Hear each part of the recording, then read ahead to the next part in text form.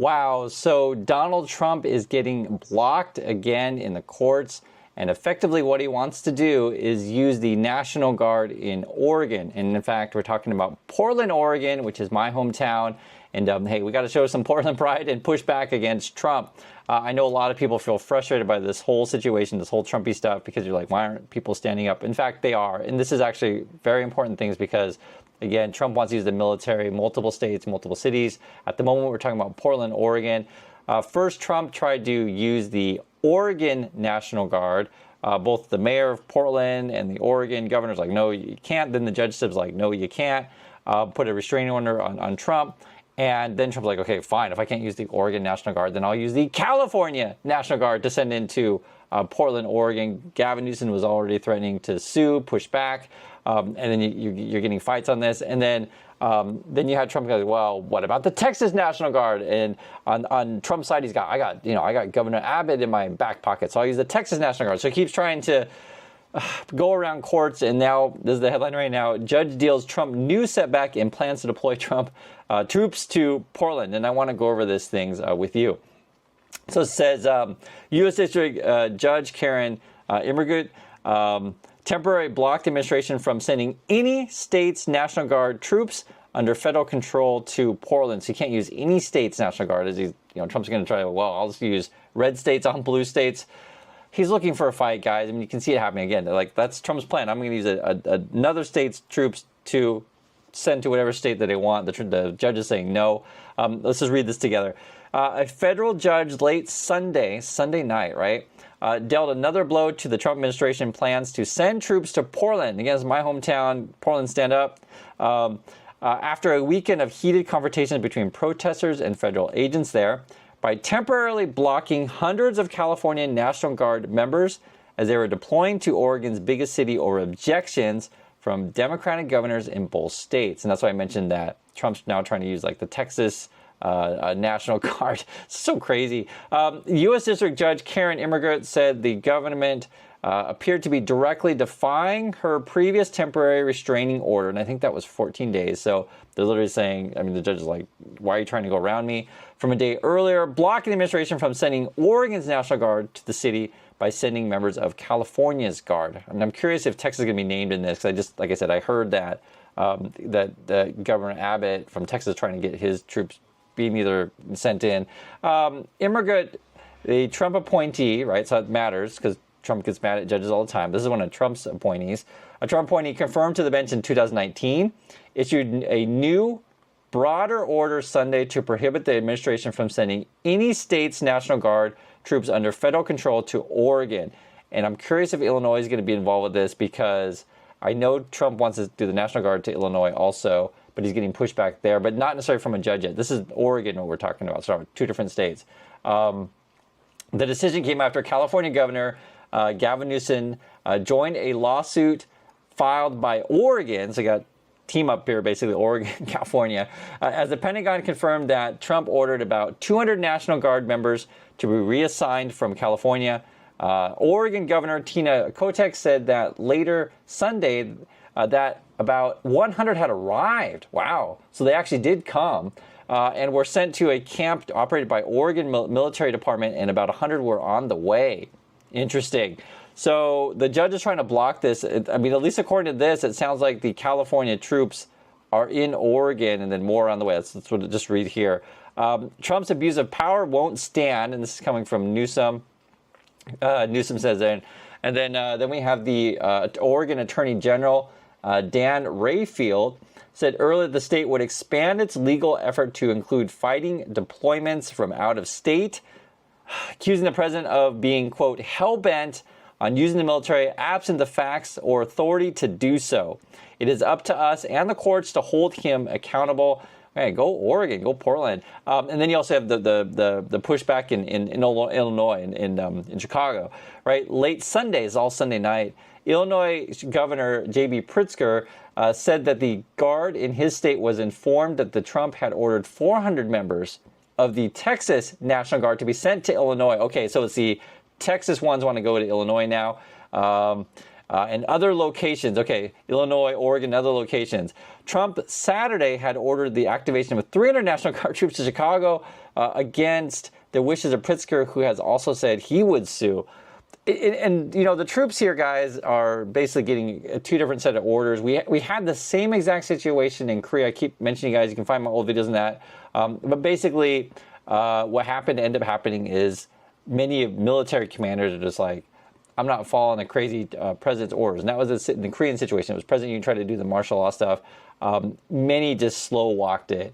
Basically, like, it wasn't necessarily disobeying directly. They're just like, hey, I'm just going to take my troops to ramen because we have to do a pit stop, and my troops got to eat and don't necessarily have to follow orders. And I'm telling you guys, you don't have to do it. Don't follow illegal orders. Like, this is what the courts, and I understand the troops are going to feel like, well, I got President Trump saying one thing, and I got court saying one thing, I got governor saying other things. I mean, this is where I ask you your question is like, do you want to go into a locality where local officials are saying we don't need you, and also do you want to go in and go against your people, like our people? Like, this is not what the troops are for. We're here to support each other, guys. I'm sorry, it's very emotional time. I really understand. Trust me, guys. And again, Portland's my hometown, so I really do care about this stuff. And they don't want to see Americans fighting against Americans. I want to make that really clear. I do not want to see that at all. We must start now calling this what it is, Trump's invasion. And this is a statement from Governor in Illinois, Pritzker. It started with federal agents. It will soon include deploying federalized members of the Illinois National Guard against our wishes, and it will now involve sending in another state's military troops. Right? Literally, Trump's trying to get people to fight, right? He's trying to use Texas National Guard against, Oregon and Illinois, and Pritzker's calling it Trump's invasion. The Trump administration, which has said troops are needed, this is from Trump's point of view, I'm going to read all of this here, to protect ICE and customs enforcement facilities and agents conducting operations. So that's the argument that Trump is saying. We need to protect ICE. That's what Trump says. Had already asked the U.S. Court of Appeals for the 9th District to allow it to federalize, talking about 200 Oregon National Guard troops, while appeals makes its way through the courts. Oregon responded by asking the appeals court to keep the temporary restraining order in place. Again, that's 14 days. I really don't know how this is going to end, because I do know that troops were sent to Washington, D.C., and also in L.A. And, God, and right now I'm just speechless, because I just want cooler heads to prevail. I don't want Americans fighting Americans. And this is just my other initial reaction is this is just a big waste of time and money. If the local people are just like, this is not your jurisdiction. You can't just order troops whenever you want for any reason.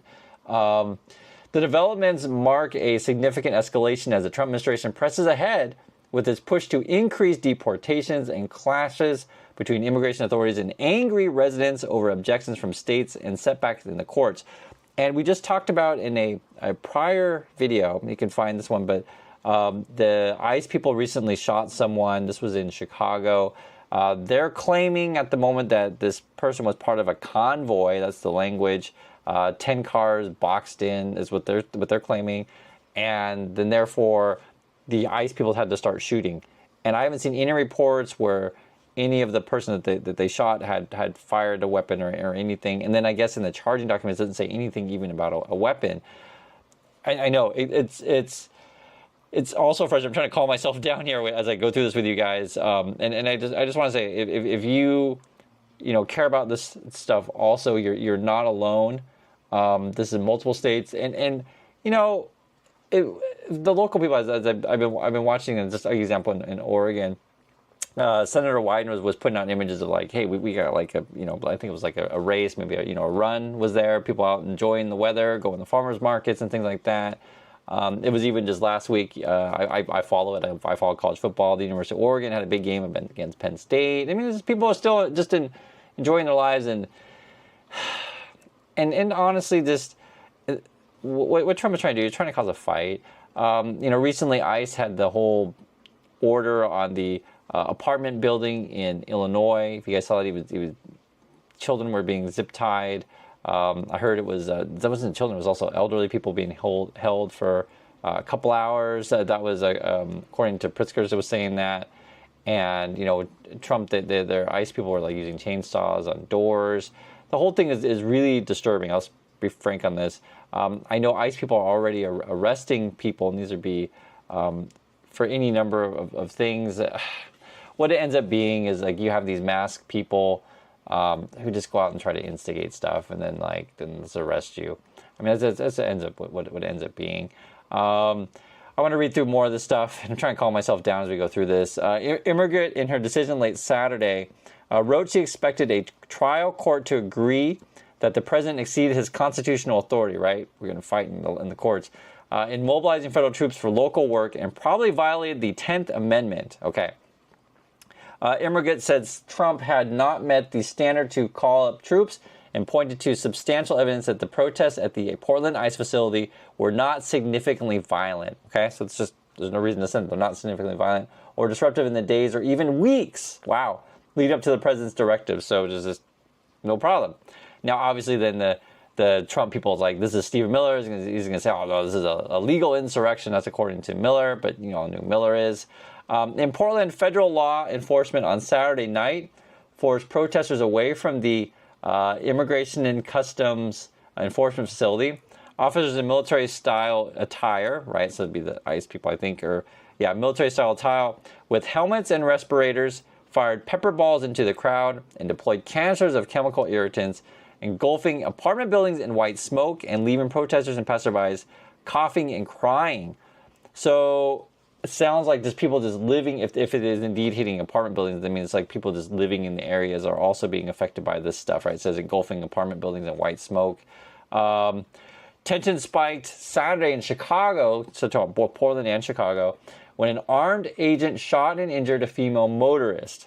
Trump officials said the agents fired, quote, defensive shots, that's their language, at a female motorist after officers' vehicles were rammed and boxed in by several drivers in southwest Chicago neighborhood. So there was a report that the ICE was saying, they charged them saying, I think they used the word convoy.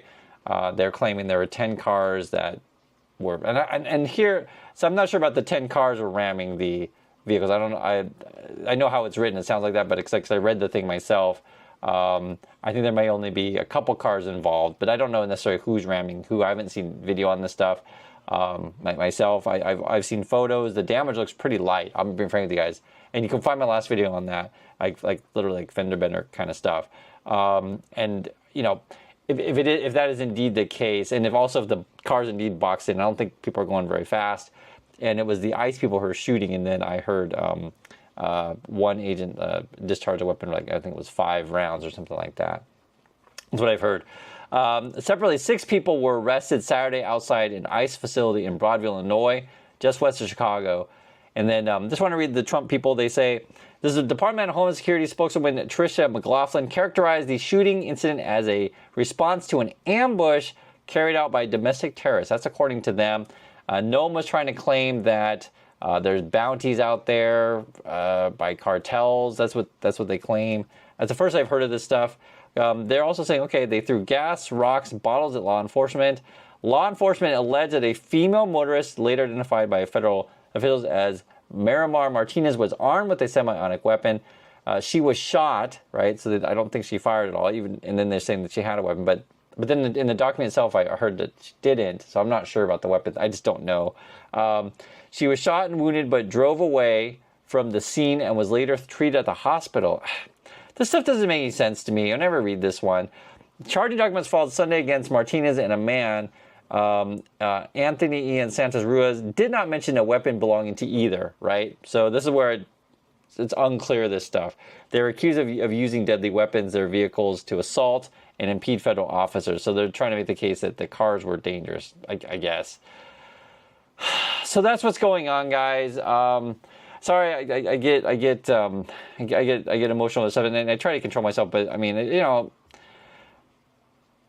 I just, again, I don't want people fighting each other. I'd like this all to tone it down. Trump's trying to basically get us all to fight, and let's not take the bait.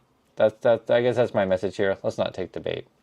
I want to hear from you guys. What do you think of what's going on, especially if you're in Portland and Chicago? How are local people feeling? But at the moment, the courts are blocking Trump. So thank you for watching, everyone, and I'll catch you all in the next video.